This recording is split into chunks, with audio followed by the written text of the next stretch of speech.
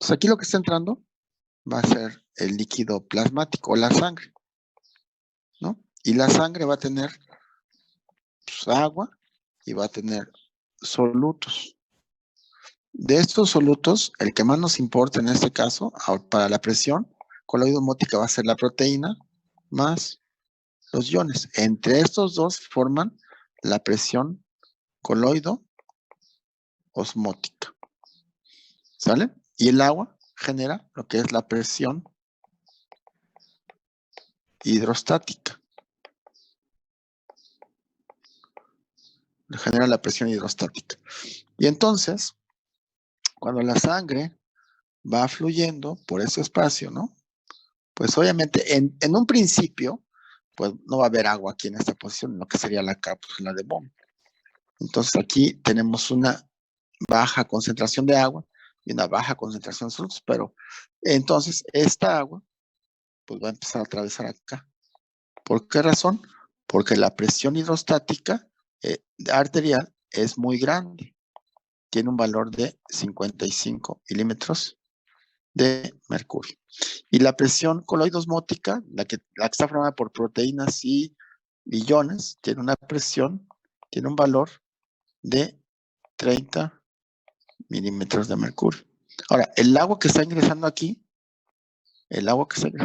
a su vez va a empezar a generar lo que es la presión hidrostática de la cápsula de Böhm. Y esta agua va a intentar regresar hacia la parte arterial. Pero lo que hace la presión coloide-osmótica, que está dada por proteínas y iones, pues va a intentar también atraer agua para equilibrar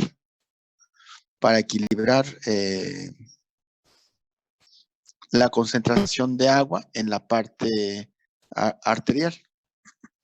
Entonces es un juego de presiones lo que ocurre aquí para que se lleve a cabo el proceso de filtración. La presión hidrostática empuja el agua o genera una presión a favor del proceso de filtración, mientras que la presión hidrostática de la cápsula regresa, ¿no?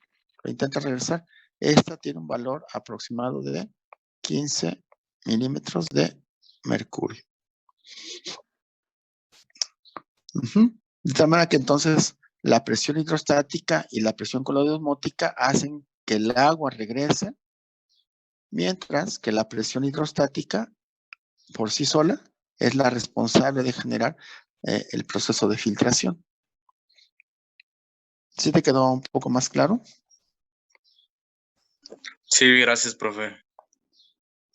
Ok. Lo de la presión coloide-osmótica está dada solamente por la proteína, ¿verdad? Y más los iones. Esa es la coloide-osmótica. Ahora, cuando ya se genera este filtrado, el filtrado que tenemos aquí, estamos considerando que no hay proteínas. En el filtrado no hay proteínas. O dicho de otra manera, la concentración de proteínas que puede incorporarse es muy pequeña, porque sí puede haber filtrado de proteínas, pero es muy bajo. Por ejemplo, una proteína que llega a filtrarse aquí, pero su concentración solamente en algunos momentos, pues va a ser la insulina, por ejemplo. En el filtro podemos encontrar insulina, pero no es una concentración importante que altere lo que sería la presión coloide-osmótica a nivel de este espacio, de la cápsula de Böhm. Pues, a pesar de que pueda existir alguna pequeña concentración de proteína, pues no genera una presión coloide-osmótica importante como para tener un efecto sobre esta interacción en las fuerzas de Starling. Ajá. Bueno, ahora, el filtrado que les dije aquí, que es un filtrado isoosmótico. Ya no le llamé coloidosmótico, porque no incluye las proteínas. Si hubiera proteínas en la cápsula de Böhm, entonces también le podría llamar coloidosmótico, pero no es así. Solamente hay iones y algunas moléculas pequeñas que tienen actividad osmótica. Por eso le llamamos a este filtrado un filtrado isoosmótico. ¿Qué significa eso? Significa que tiene la misma presión osmótica en términos de los iones nada más entre la parte plasmática con respecto a la cápsula de Böhm.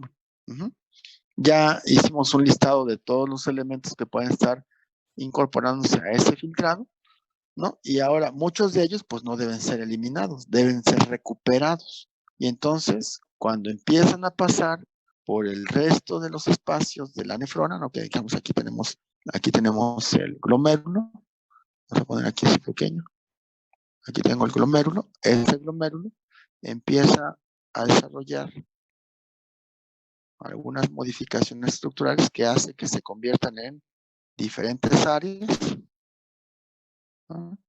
Le viene por aquí,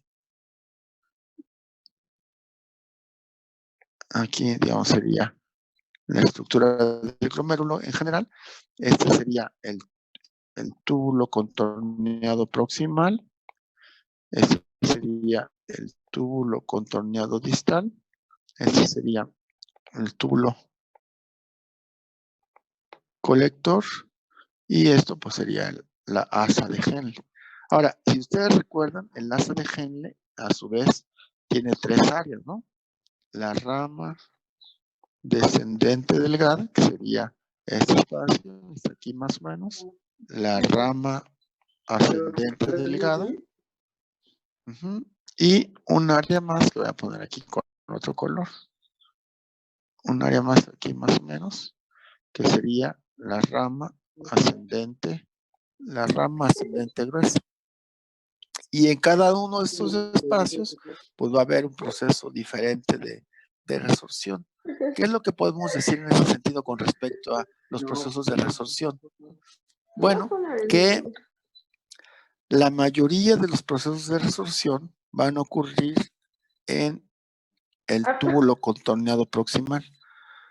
Aproximadamente, valores más, valores menos, el 70% de la resorción ocurre en el túbulo contorneado proximal de la mayoría de lo que fue filtrado. Ahorita vamos a hacer algunas precisiones con respecto a lo que está ocurriendo ahí, con respecto a lo que fue filtrado. En el asa de Henle, no va a ocurrir, digamos, una modificación importante en términos de, en toda, nada más se modifica un poco la osmolaridad. Donde va a ocurrir algo importante va a ser aquí, en la rama ascendente gruesa. En la rama ascendente gruesa, aproximadamente se va a recuperar el 20%. 20%.